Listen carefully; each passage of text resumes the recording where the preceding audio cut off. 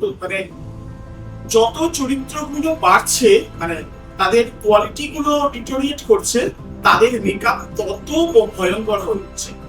তো হনুমান এই যে মেকআপটা, সেখানে এখানে একটু অরেঞ্জ কালার, হনুমানের যে ব্যাপারটা একটু অরেঞ্জ মেকআপ হবে, হনুমানের সিঁদুরের রংটা, সাদা গায়ে সিঁদুর লেগেছিল, একটা হনুমান প্রায় সাদা দাড়ি, সাদা গায়ের জামাটা, সবকিছু একটা মানে সেই সময়তে দাঁড়িয়ে অনেক ভাবনা চিন্তা করে একটা ফসল তৈরি করা।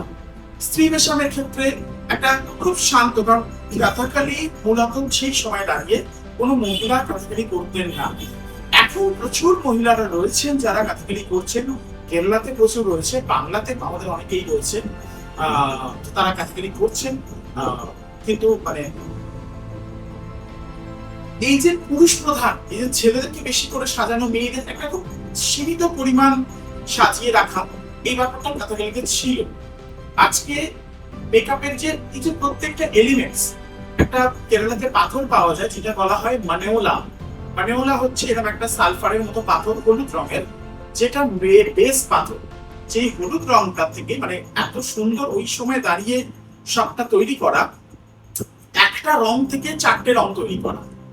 হলুদ যে রংটা মানেওলা, সেটাকে গুঁড়ো করে অনেকক্ষণ ধরে গ্রাইন্ড করতে হয়, মিক্সি কোন রকম ভাবে অ্যালাউ করা যায় না। আমাদের ওই শিল নোড়া আছে, কেরালার শিল নোড়া, ওর মধ্যে ঘুরিয়ে ঘুরিয়ে ঘুরিয়ে ঘুরিয়ে সেটাকে একদম পাউডারের থেকেও পাউডার ফর্ম করতে হয়, কারণ না হলে স্কিন মানে ছড়ে যেতে পারে।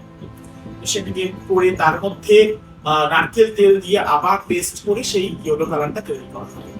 তো তার মধ্যে আমাদের বাংলা থেকেই যায় মানে নীল, আমাদের বাংলা যে নীল চাষ হতো, সেই নীলকুঠি, সেই নীলকুঠিকে এক চিলতে দিয়ে তার মধ্যে আবার ব্লেন্ড করা হয়, হলুদের সাথে নীল কম্বিনেশন করে তৈরি করা হচ্ছে সবুজ রং। যে কালার গুলো, যে প্যাটার্ন গুলো ওরা আজও ইউজ করে কেবল মিউরাল পেইন্টের জন্য, তিনটা বেস কালার, তার সাথে একটার সাথে একটা প্যারামিটারে মিশিয়ে মিশিয়ে আরো চারটে কালার তৈরি করা। এই প্যাটার্নটা এখনো কেরালাতে মিউরাল পেইন্টিং এ তৈরি করা হয়, কাছাকাছিতেও ফলো করা হয়, খুবই একটা ফলো করা হয়, বিভিন্ন ফর্ম ফলো করা হচ্ছে।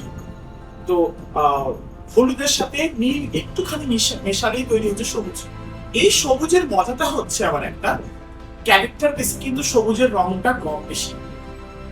কর্ণ যে সবুজটা মাখবে, সেই সবুজটা কিন্তু কৃষ্ণ নেবে না, কৃষ্ণের সবুজটা একটু লাইট, কর্ণ সবুজটা একটু ডিপ, বা দুর্যোধনের সবুজটা একটু মাঝারি।